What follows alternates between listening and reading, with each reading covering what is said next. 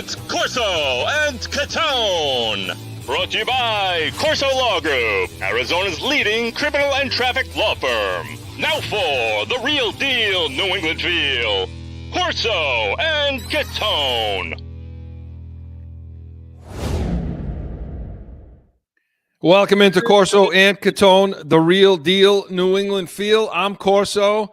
Joe is here. Mark is on assignment tonight. Joe. Today. So Joe is with us out of the booth and in front of you, front and center. And of course, you are watching us on YouTube, listening on iHeartRadio, Apple Podcasts, anywhere you podcast, you're going to catch us, Joe. And of course, 790 The Score. But we want to hear from you in Heated Hotline, 855-313-PATS, P-A-T-S. Message line, 24/7. Leave it. Have a take. We'll pick one. Let it be yours. Or, hey, you can email us in our mailbag, corso.catone@gmail.com. We always have a good one. And today we got, absolutely. And Weekly Rewind, we got a lot to talk about Weekly Rewind. We got quarterback changes. We got a Miami Dolphins game to break down. A lot to do there. And in Catone's comments, we're going to have Corso's crisis a little bit today in there.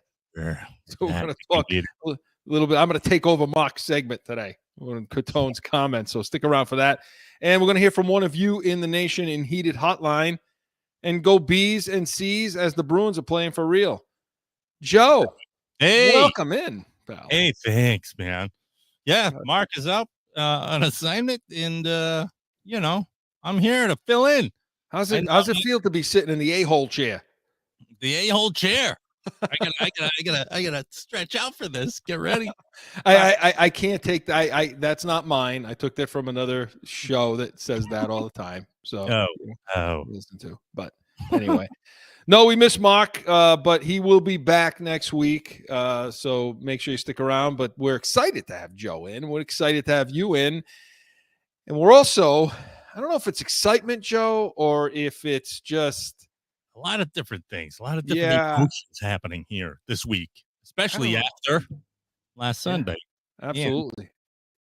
And, we got to talk about it in Weekly Rewind. You ready? I'm ready. Let's go. I'm going back through the week. About a Weekly Rewind. I laugh every single time. You guys, I'm never on screen, but I'm always laughing. I love that bit. Yeah. So, well, Joe, we're gonna go back in the week, but I want to start with Mayo had a lot to say. They made a quarterback change, talking about Brissett. Let's play that, Joe. Yeah, let's play that. Discuss your decision at quarterback and how you came to that decision. Yeah, I thought Jacoby. And we say it all the time that, it's all about competition, every single position. I would say as a coach, and I know the organization feels this way, we're trying to win every game. And at the time, Jacoby will give us the best opportunity to go out there and win games, protecting the football, really running the offense. With that being said, he was a warrior. As you guys know, he had, he's taken a lot of hits and just kept getting up. And I would also say, for a guy like that to be voted as a captain, in this situation and continue to be very supportive of Drake May. I tip my hat to Jacoby for having that ego-less mentality. Going forward, I think now, Drake gives us the best chance to win now and going forward. He's been he's been getting better every single week, as I said before. At the end of training camp, he actually was trending, at a very high rate. And that is why wasn't he playing part of the season? So, yeah. When did he say that? I don't remember. I am the warrior. I was when getting ready for the show. I was, I heard that wash and that was Coach Gerard Mayo this week talking about the quarterback change at Jacoby Brissett and Drake May, and I got that stupid song from the '80s in my head, "Warrior." Was it Patti Smith? I think nobody out there knows what the hell I'm talking about.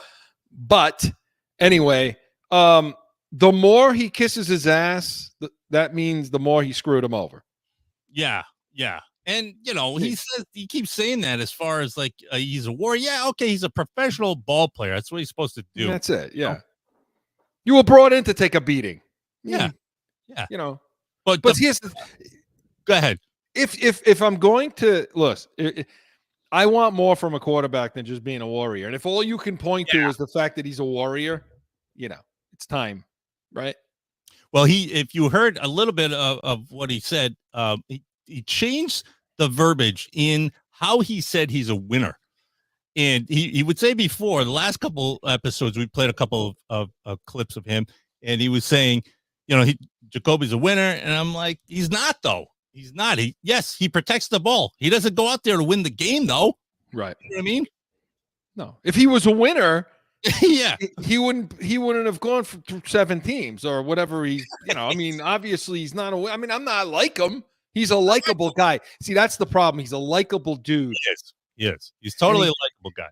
And he got his ass kicked physically. But you know what? That was the job. That what he was brought in to do. Now, talking about last game now against Miami and what may have been the tipping point, talking about his week. So, and I made it a point to print out or jot down these halftime numbers. Okay.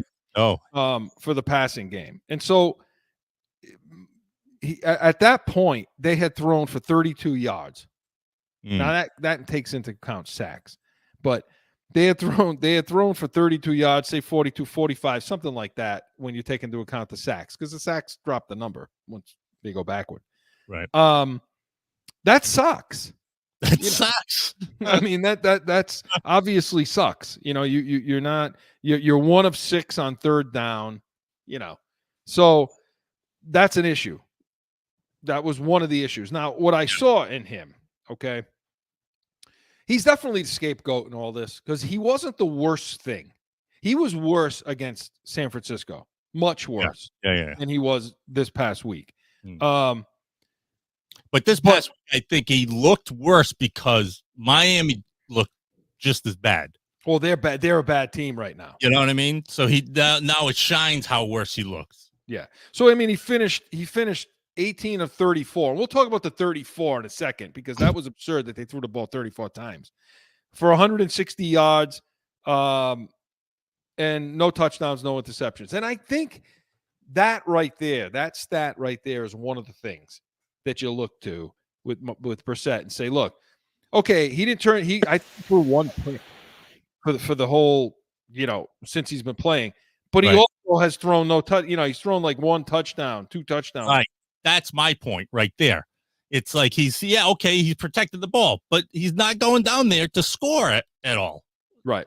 You know what I mean? And so that's the thing. He's too conservative, and maybe that was what he was taught to do or told to do. But the biggest problem I had with watching him play is he didn't pre-snap do the right things. Now, he wasn't reading that defense properly pre-snap. He wasn't getting them in and out of plays, in and out of the correct plays. There was a play in the game where I saw 0 look towards the end of the game. 0 look meaning everybody's on the line of scrimmage. It looks like they're going to bring tons of pressure, play man to man. And they're geared up to have a running play. Not, an interior running play, which is not going to work unless it's a trap or the guard's pulling or something like that. Right. Doesn't get him out of that play. He's just sitting there looking at it, comes up, runs the play.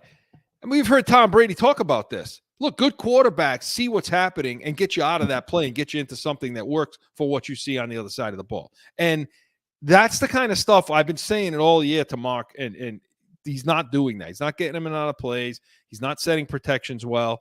And so he's complicit in, he's responsible for some of the hits he's taking, which, by the way, he took a ton of them again in the last game. I think there was 9 quarterback hits, 2 sacks. So like he got hit 10 or 11 times again, Okay.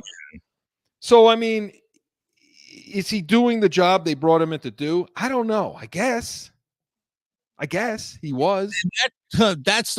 Then becomes the question is if the job he came in to do is to do what Van Pelt has just sent in, you know what I mean? Then it turns now to him and it's his issue, right? Yeah. But if he's a quarterback that has this much experience and he's that good of a quarterback and he's a warrior and he's a quote unquote winner, then he would do what you just said. he would have been doing it, or at least for the first couple of games going, all right, I can't listen to this guy anymore. I got to run my own plays after seeing this defense, and I got to get a touchdown. I got to get some momentum, anything. Yeah. And he didn't do any of that. You know what I mean? And so, okay. And so now May is in. Okay. So now you have Drake May. And I want to get now, we had 10 minutes to talk about the offense. We're already past that point now. Yeah. But I mean, I want to, I also want to talk about the rest of the offense, but I also want to talk about Drake May too. So we could take it a little out of the defense. That's fine. So now it's Drake May. Okay. Good. Do you think that's a good idea? No, I don't. I don't think it's a good idea because I feel like it's a panic move. You can't convince. You're not going to sit here and tell me that this was the spot. They originally thought all along the plan was May was going to start. We're going to play against Houston, top 5 in almost every category on defense. Right. So you're telling me that was the spot you were going to start him, not against Miami, who sucks. Miami stinks. Okay. You weren't going to play him there, but now you're playing him here. Or next week when they go to London against Jacksonville, who stinks. I would have won the bet if it were London. Yeah, this is the week Mock picked. Oh, this is March week. Yeah. He picked week 6. He picked week 6. Oh, yeah. But again, you can't convince me this was the spot. This was where it was going to happen. At this point, what are you worried about, though? It's like if he goes down, hey, we got a warrior waiting in the wings. You know what I mean? And if he goes down anyways, what's the difference? Kraft is just going to get another person anyhow, because it's like, I love the fact that they talk about their building. It's like building what? You keep letting guys go and come and go. And what are you building? You can't build when people come and go like a turnstile. It's like, so if he gets hurt, get rid of him. Get the next first round pick next year in the draft. Yeah, and then you just sit becoming a revolving door. You're the Cleveland Browns at that point. You're just a revolving door of quarterbacks. You know what I mean? Like, what the hell? Hey, my problem with playing him right now, okay, is the offensive line stinks. They suck. Our quarterbacks are getting hit 47% of the time they drop back. That's the most ridiculous number I've ever heard. So half the time they drop back, they're getting hit. You can't. Wait a minute. You can't sustain that. Number one. Number two, the tops in the league in Carolina's worse and getting sacked. Okay, so I put some of that on Brissett, but now you're going to put this kid in there who you continue to tell me he's got footwork issues. He's got to learn how to read the pocket. He's got to learn how to watch film. He's got to learn how to go through progressions, how to read defenses, pre-snap. All these things this kid's is trying to learn at 21, 22 years old. Now you put him in at this point when the offensive line sucks so bad that is he really going to be progressing, or is he just going to be running for his life back there, developing bad habits? Okay. All right. I see your point. But the fact that he can run out there might be a good thing, getting him out and out of the box and getting out upfield, doing some fancy work. No, so the question becomes, is it better for the team as a whole? Yes. Is it better for your quarterback who is supposedly your future? No, it is not. And so at this point, you gotta hope that something can happen, that maybe he can help in protections, and maybe Alex Van Pelt gets his head out of his ass because he's the guy who should be replaced. Yeah. Okay, we'll get to that Coach's Corner, or when we go Coach's segment, Weekly Rewind. But if he gets his face beat in and he starts developing bad habits because his footwork's wrong, because he's looking down instead of looking downfield. He's looking down at the pass rush instead of looking downfield where he should be looking. If all that crap starts to happen, that's a bad decision. You should have stuck with the plan of whenever you're going to bring him in, week 10, week 11. And the other thing, Joe, is the offensive line. One of the reasons they suck so bad is because there's no continuity. There's no chemistry. Right. You just keep moving guys in and out, different guys. And that's one group that has to play together for a while for it to work. That just emphasizes my point of putting him in, because it's like the whole team seems to be like a turnstile. It's like, what's the difference? Then just play him and let's see what happens. You know what I mean?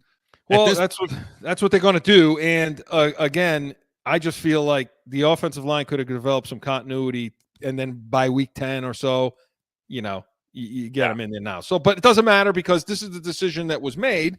Okay. And so therefore, and tomorrow on the Pats Nation, we're going to talk a lot about the wide receivers, the offensive line. What do they need to do with Drake May there to try to help him? But going to the defensive side of the ball, Mark. Okay. The defense got a huge Joe. Sorry about that. I'm going to say Mark like 18 times today. Sorry about that. But going to that side of the ball, they got a huge pass this week as far as what they were doing out there, and they did everything right, and it wasn't their fault. And I know we play Greg Bedard a lot on this program because I have respect for him, Greg Bedard of the Boston Sports Journal. Read his stuff because he knows what he's talking about. He does his work. He works hard. He got criticized this week too a little bit, for some things. Hey, Greg, you do you, man. You be you. You keep it up because we're going to keep playing it. Joe, do we have that clip? We do. Teams take on the personality of their coach. Okay, can anybody tell me what Gerard Mayo's personality is? Could you look at this Patriots? If you looked at this Patriots team, which is his team, it's his program. What does that say? What are his values as a football coach? What does this team hang its hat on? I don't see anything, and I think that's reflected on the field. So okay, that's the clip talking about the coaching. Talking about Mayo and the coach and so on, and I want to play that in the next segment, but I'm talking about the one where he's talking about the defense. The defense. Yeah. That's my bad.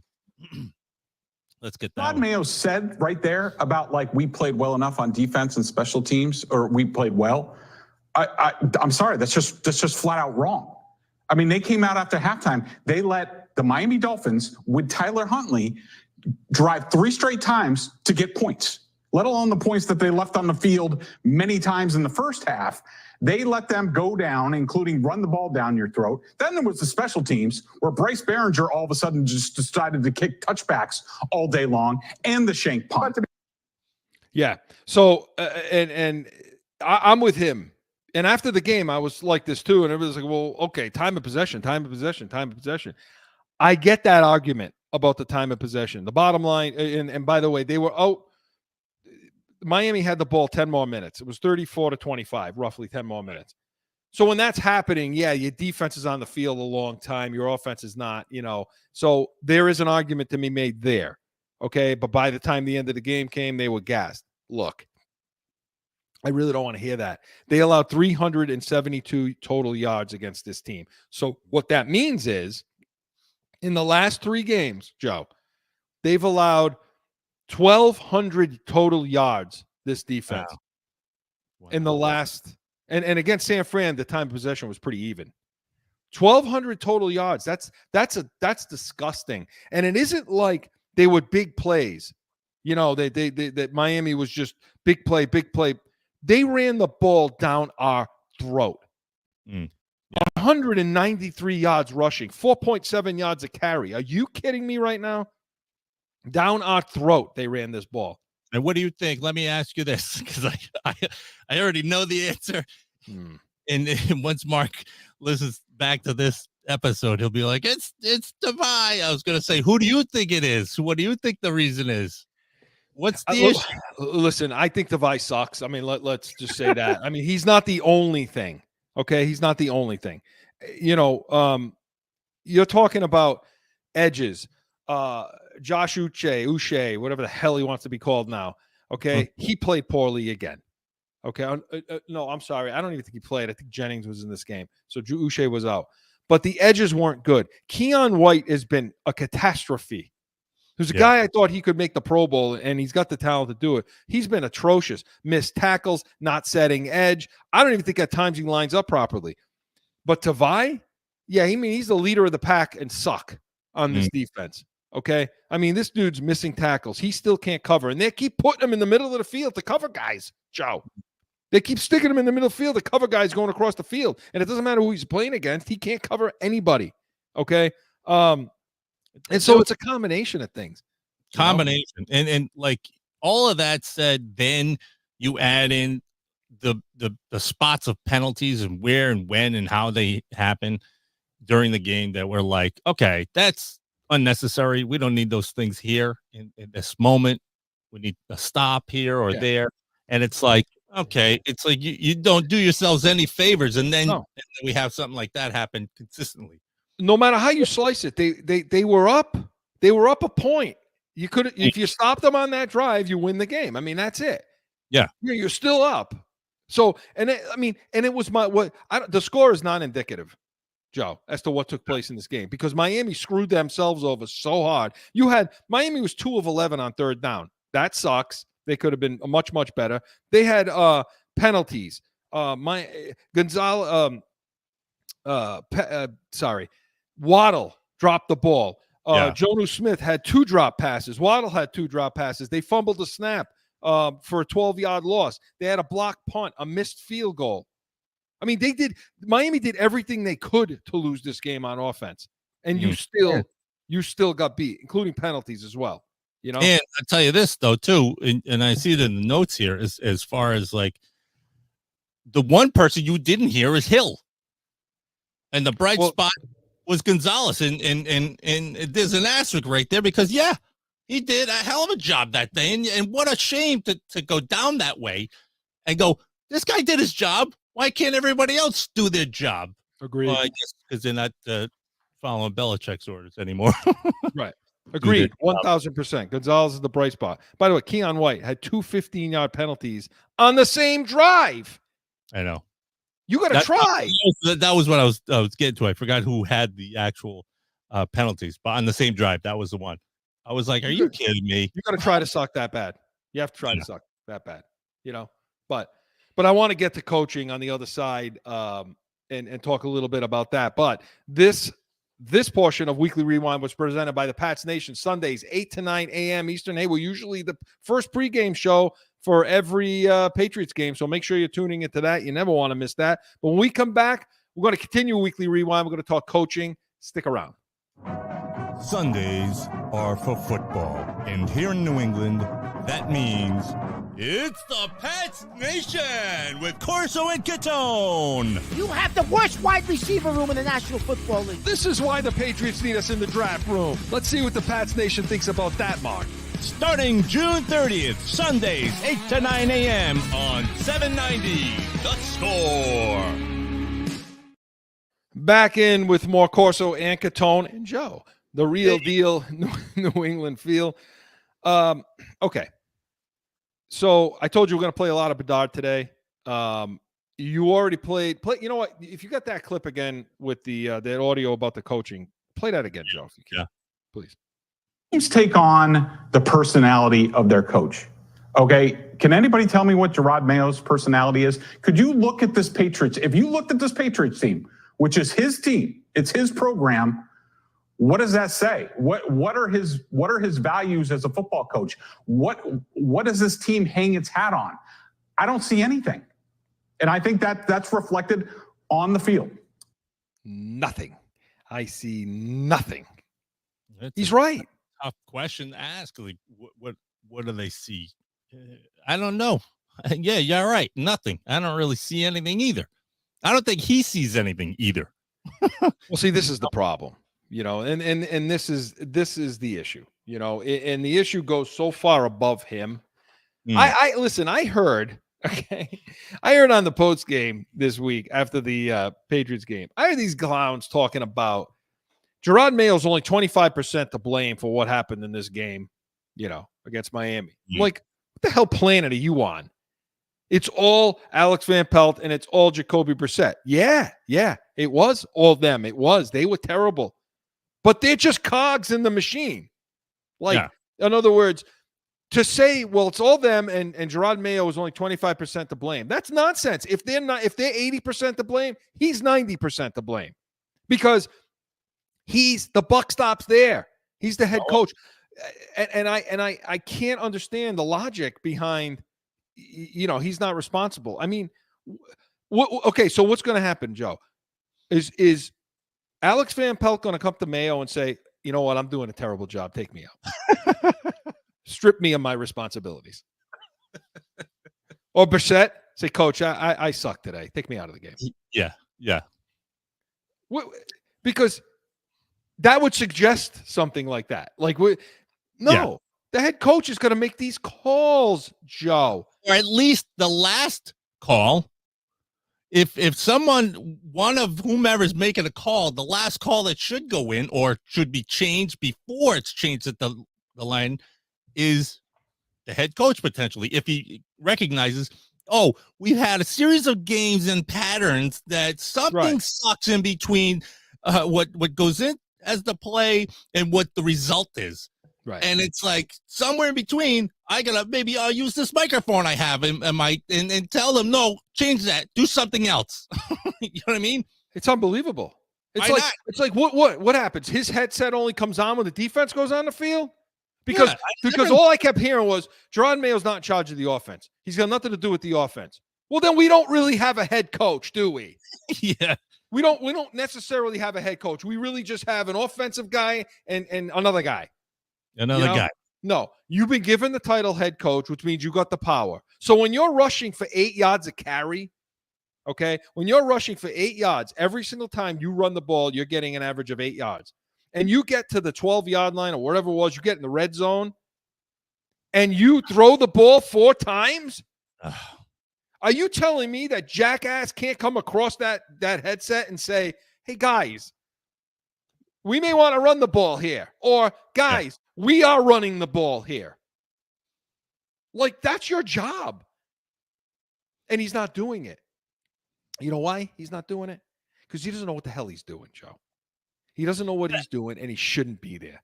And at the end of the day, doesn't some sort of instinct, this is what I don't understand as far as defensive head coach. Shouldn't you be able to understand what their defense is doing in any other format and going, okay, well, I see what they're doing. Let me just do what I would have done as a player, the opposite, and score right here. And in this scenario would have been potentially a run or whatever. You know what I mean? There's just so many things, Joe. I mean, there's so many things you can go to. I mean, look, in this past game, first of all, how about to say nothing about the penalties? 12 penalties. 12 penalties. Now, I recall another coach that used to be here for 20 years, 24 years. And when something like this would happen, where they would get 10 or so penalties, he got crucified. They come on and say, this is on Belichick. He's responsible for it. This should never happen on a Belichick coach team, blah, blah, blah. But you're only going to give this guy 25% of the blame?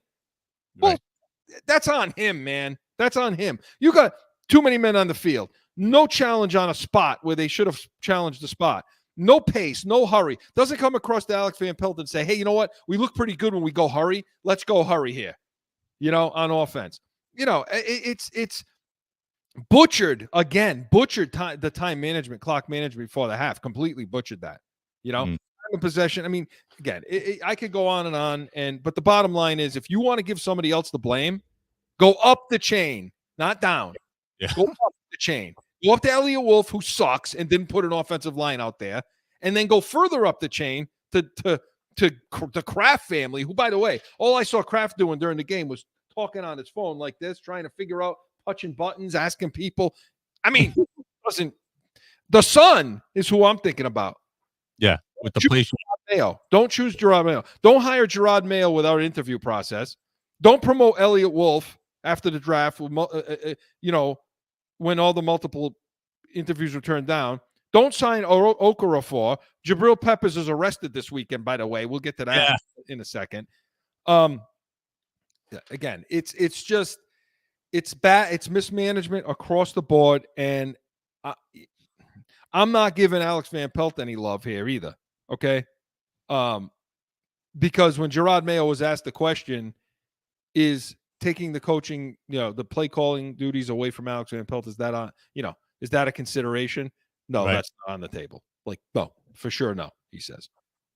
Well, maybe it should be, because he sucks. Interesting. He sucks, Joe. The guy can't call a game.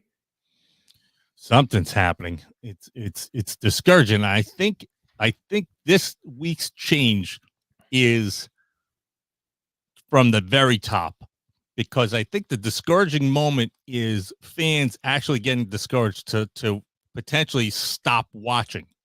And I think this was around this week, and you could see Brissett not doing the job. I know we're going backwards, but I'm going for the crafts here, and the idea that like somewhere up top's like, okay, we need a spark because we need to keep the fans paying the money to come and see the games in the seats, because I think this week and next week would have been done.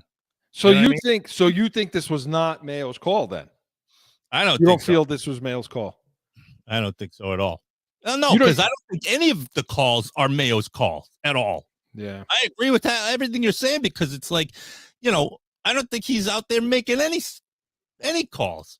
He's just giving the verbiage on some of these interviews, telling the journalists what they want to hear, what they need to hear, but potentially that everything's cool, man. Everything's cool. We still got it under control. It's like, no, obviously you don't.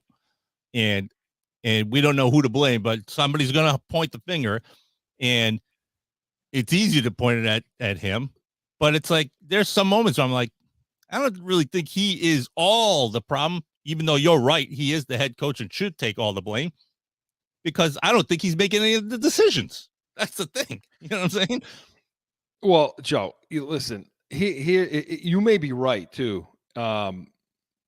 So you may be right. And here's why. Because if you look at it, the beginning of the season, when they talked about who was going to start initially, okay, they talked about, is it going to be Brissett? Is it going to be May? Because Goofy Mayo said that May was the best quarterback in camp, and then he went and started Brissett. But he said, I'm not announcing it yet. I want to talk to the team first. Okay. Yet this story comes out. Okay. Let it out before telling the team this particular move. It was let out before the team was told. Okay. And which leads me to believe it came from above, that those fools let it out to their proxies, which is always, Adam Schefter and Ian Rappaport. They let it out to them. Those guys, I think those guys have an office under the desk of Kraft or something, because that's a constant flow of information coming out of the Patriots. Okay. Those guys announce it first, and the next day Gerard Mayo announces it. So if he really was a guy that wanted to tell his team first, that wouldn't have happened. So yeah, he's probably not. And by the way, we used to laugh at teams that did that crap. We used to laugh at teams that managed their business this way. Right. When Brady was here, we'd look at them and go, look at what a joke they are. Well, now we're the joke. Yeah. And listen, tomorrow, Mark and I are going to get into on the Pats Nation. We're going to get to more about Mark will be back for the Pats Nation tomorrow. So we're going to get into more about Drake May. What does it mean? What do we expect from him? So make sure you stick around to the Pats Nation. But Weekly Rewind was presented by Corso Law Group, Arizona's leading criminal and traffic law firm. CorsoLawGroup.com. Allow us to be your voice. And when we come back, we're going to have Catone's comments, but really Corso's crisis. No flipping. Let's see. No one ever thinks they'll be in need of a criminal or traffic lawyer, but things happen. Whether it's a traffic ticket or more serious issue, go to CorsoLawGroup.com and talk with these expert attorneys. Time for Catone's comments.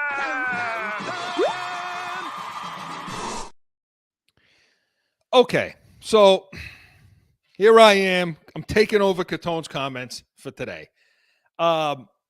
And here's what I want to talk about.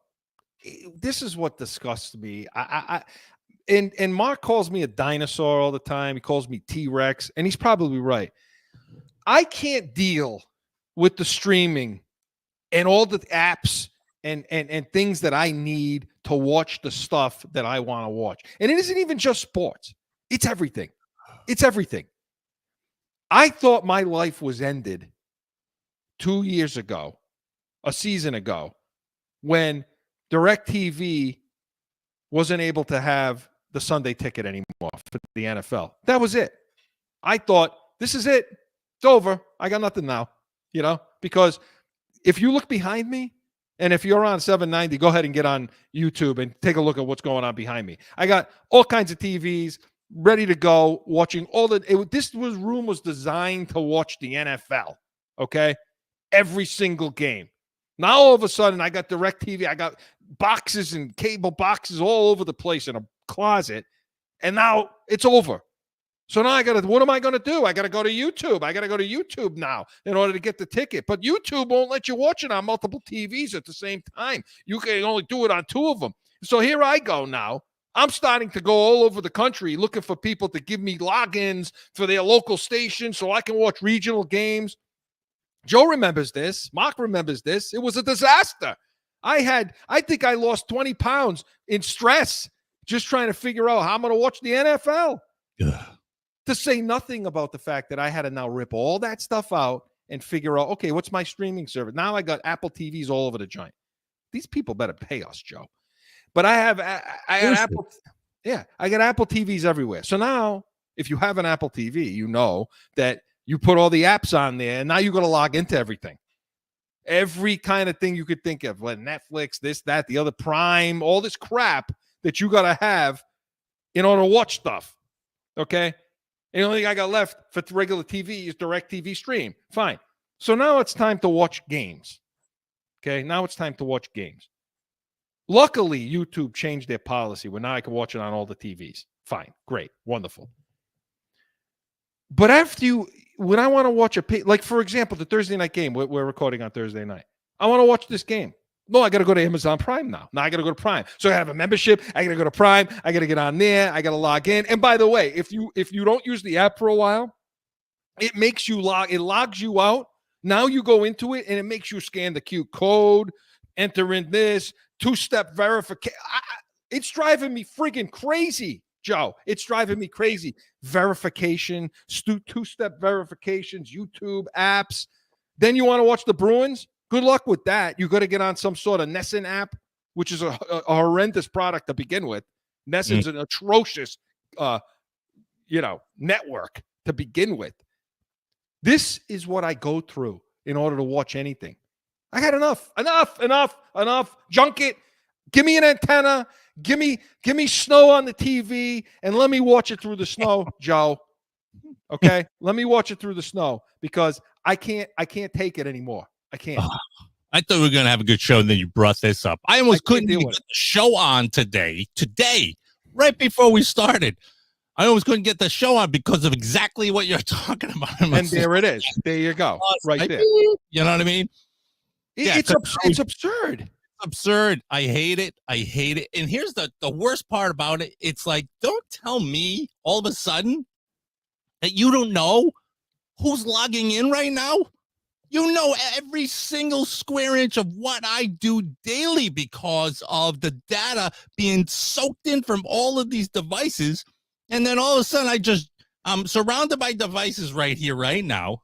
And to log in to do exactly what you said, then they're like, oh, we don't recognize this. It's like, wow, how do you not recognize this? I use this every single day.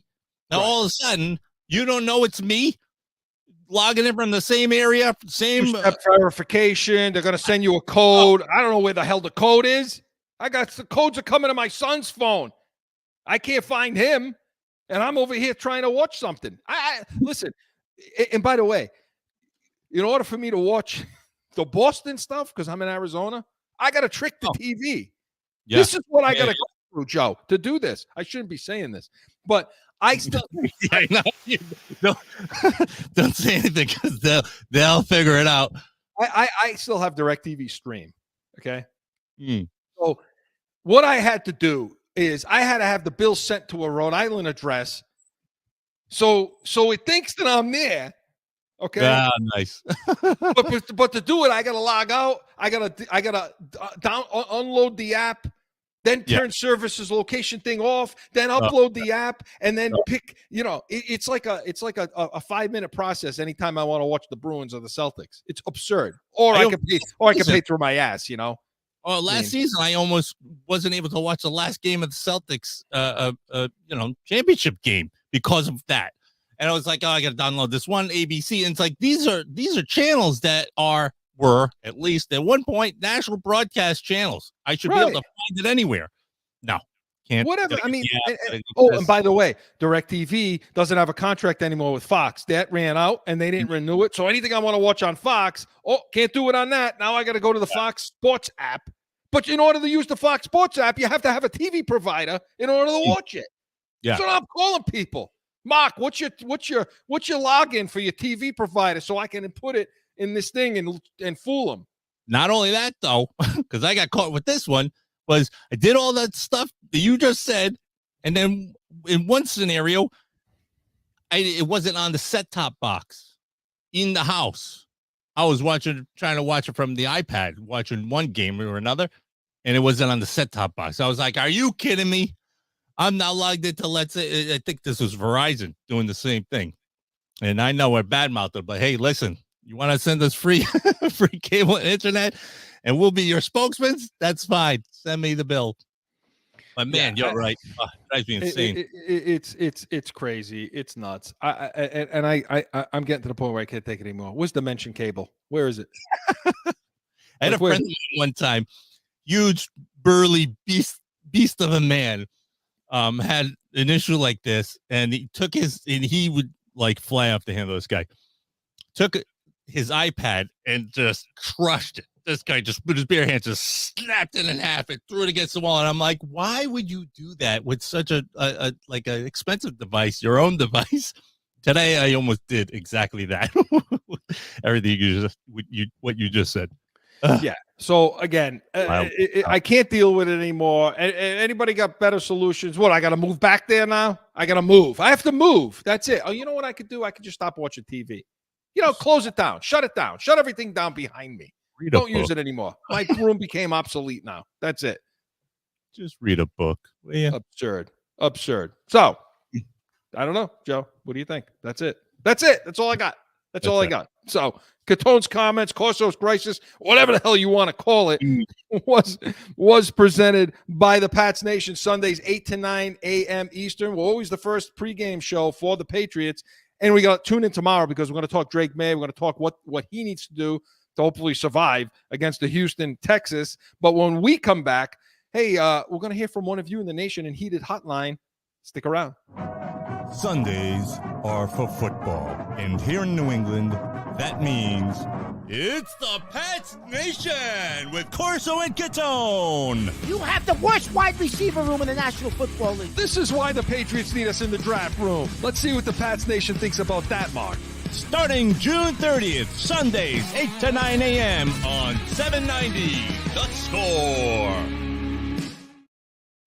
Back in with more Corso and Catone. Joe, meaning? Yes. The real deal. Joe England feel? Yes, that's it. So we want to hear from one of you in Heated Hotline. Joe, what do we have?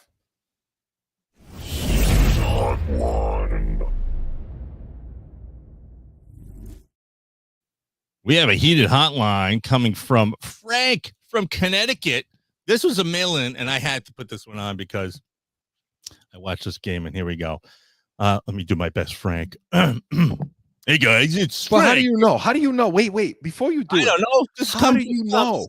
The intuition. It just comes to me. I channel it. Hey, guys, this is Frank from Connecticut. I don't care that the Yankees are in the divisional round of the playoffs. They're still a flawed team. You can't win a World Series depending on 2 and 3 home runs. Also, Chris, you were right about Judge. You said don't give all that money to Judge because he can't produce in the playoffs. He is historically bad, and in the playoffs, he's doing it again. By the way, Boone still sucks. As a lifelong Yankee fan, it pains me to say it, but they can't win the World Series with this team. Frank, thank you for the email. And you know what, Frank, you are probably the most intelligent person on the planet. He said you were right? Correct. That's correct, John.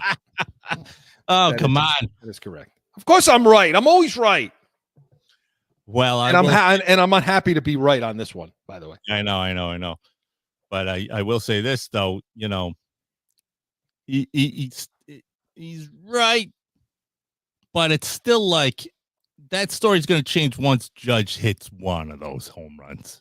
If Judge hits one. Yeah. Like we said, we're recording on Thursday, so they haven't played yet, or they're starting now. But Yeah. Listen, whether they make it through Kansas City, let's assume they're going to make it through this Kansas City series. Okay, the Royals. But that's not the bigger issue, Joe. The big issue with this team. I mean, look, their overall pitching isn't bad. It's not bad. It hasn't been bad in this series. The bullpen's been fine. Even Holmes had a decent outing. Okay. Yeah. But it's the hitting and everything they're getting, every run they're getting. I was on the line with Mark watching this game last night, and he said the same thing. Everything they seem to get is tough. It's a grind. It's just difficult. I mean, right? Like it's just nothing's easy right now. Yeah, no, I can agree with that for sure. For sure. I mean, I'd like to get back to Judge for a second. I like the fact that he's making contact and he's hitting the ball. He's not completely looking like he's not on it, if I will. You know what I mean? Which that's the part that gives me some hope that he'll break through. But I think it's him in this scenario where his mental state is saying to himself, what everybody else is saying. That's what he needs to clear out of his head and just get to baseball. But the fact that he's hitting seems like to me that there's a potential that might happen right there. Now, Stanton, who was he hit last night. The game, he clearly, obviously, was his game. I cannot stand the announcers just like torturing him. He can't. Bob, stop, Bob. We get it. He's slow. He's sluggish. He's slow in the run. We get it. We don't need to hear it every time you speak that, and every time he bats that he can't hit or he can't run rather.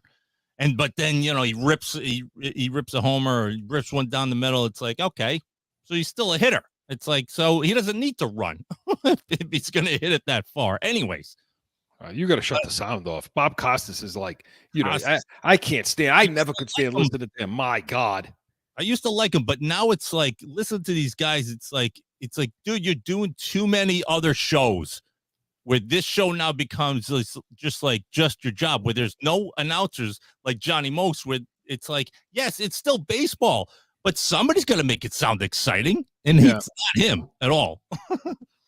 But like the thing again, and getting back to Judge, I don't have faith that he's going to hit. Now, maybe they get through to Kansas City. This is what Mark's thought is. If they get through the Kansas City series, they settle down. I'm glad to see Stanton hitting because all he was doing hitting double plays constantly over and over and over again. Little dribblers down to the pitcher or to the shortstop and grounding into double plays. But they've left so many guys on. But with Judge, I'm scared. I'm concerned about that because if he doesn't hit, they don't win. That's it. I mean, if he doesn't hit, they're not going to get past. And it's setting up for them, too. That's the other thing. We talked about, is it sort of like a Celtics situation where the teams are setting up? Well, look, Detroit, I don't know if they ended up winning that game tonight.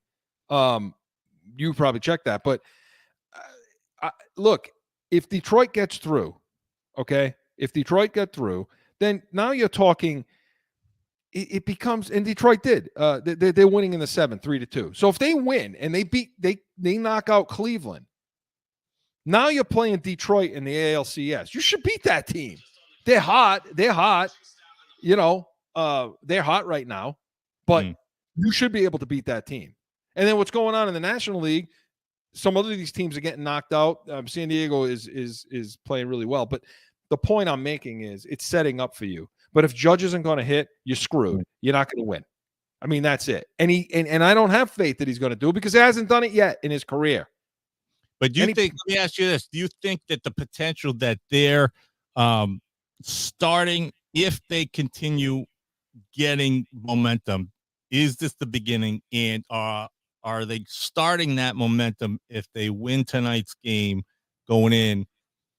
That'll take him, and then you'll start to see those sparks happen because now this is like perfect timing for that specific type of momentum to happen right before getting potential. Yeah, I think Yeah, I mean, I think look, if he hits tonight, and again, maybe by the time you're hearing this, maybe he did, maybe he didn't.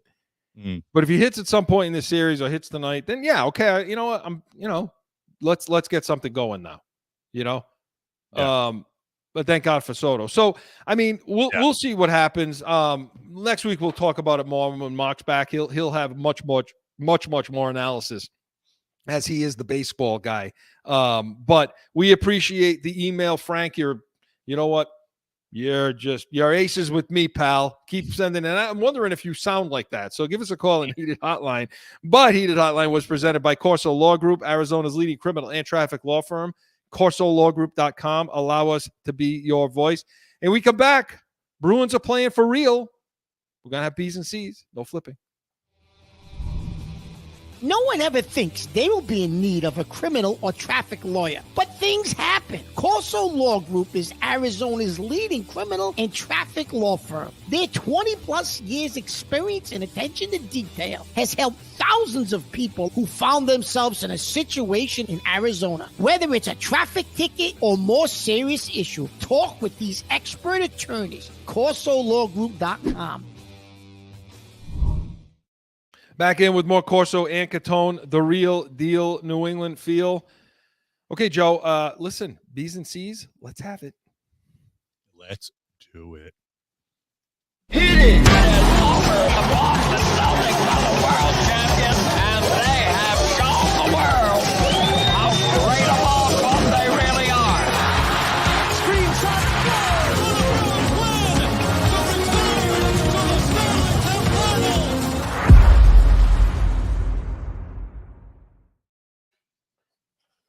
All right, Joe. So B's and C's, the Bruins are playing. Celtics, they're still playing preseason, not ready with the regular season yet. And I want to talk Bruins, and they signed a goalie this week. I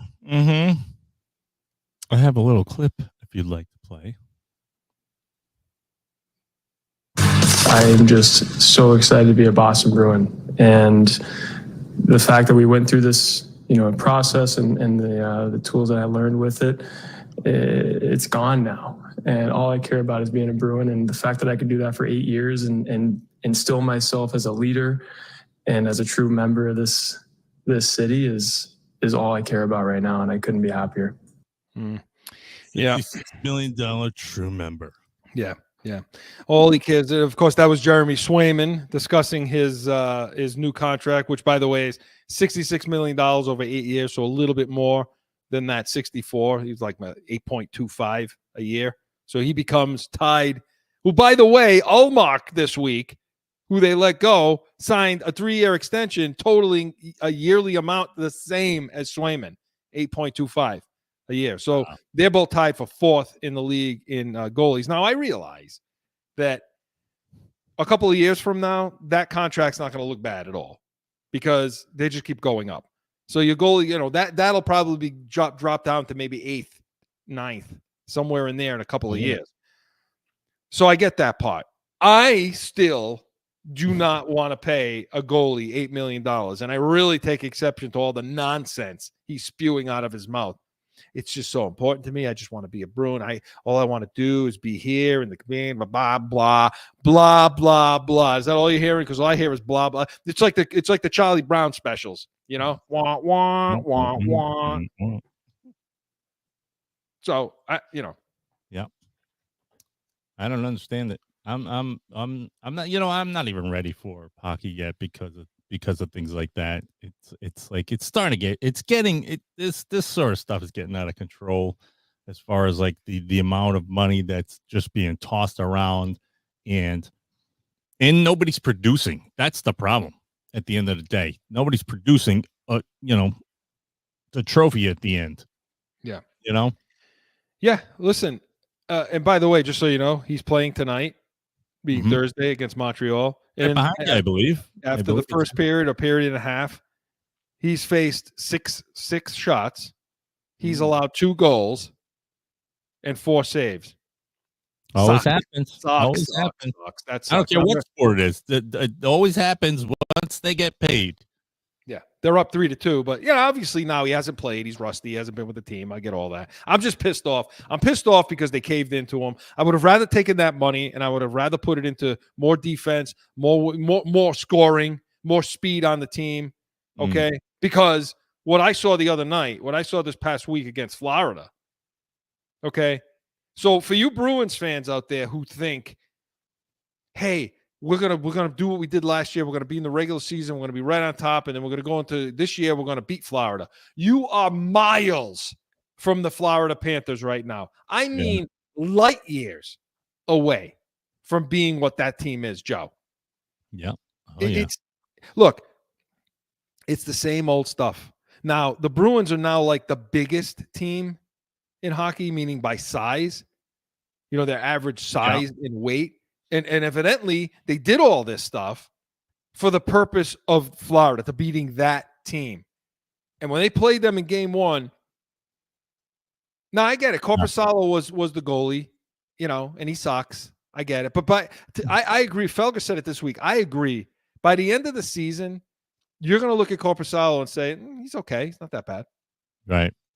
This team in front of him, for all the size that they have on this team, they got out physical by Florida all night, in corners, in front of the net, getting pushed out in front of Korpisalo, not being able to clear guys out, not being able to fight for pucks in the offensive end. Same crap you saw in the playoffs last year, you saw it again. Florida toyed with us. They toyed with the Bruins. They just it didn't matter. They could have scored 3 more goals. We got beat like 6-4. And by the way, to make it 4 goals, the Bruins scored like 2 garbage goals at the end, Joe. Now, do you think that it's too soon to start shoveling them off? They suck. They had the potential. Well, I mean, that's the thing. It's like, there's something to be said. We got some listeners listening now, and people are starting to take some good notes because they're listening to the Corso and Catone. And I hate to have, me, I'm the hopeful guy.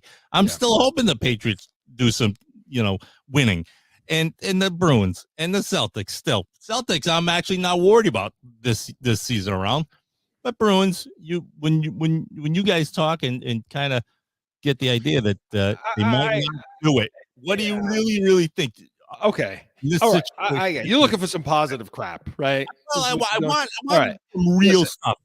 They adding Lindholm, okay, for offensive, adding Zorro on defense, that helps, obviously.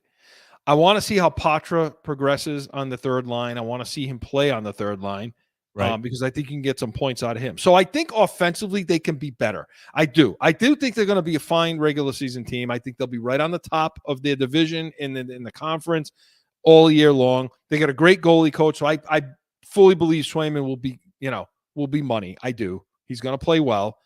They're going to win a lot of games. They will. Okay. I think the scoring will come around. Pastrnak, Patra. Zaka's playing in his better spot at wing. You don't have to play him at center now. So I think that's a positive. Okay. And so you'll see some more continuity on the offensive end. And, that top line defense, that top line should be dominant. They really should be this season. What would you say? What's their kryptonite? What would be the one thing that they definitely need to change or the skating? Look, what Florida did to him the other night, they skated circles around them. There's not a lot of speed on this team.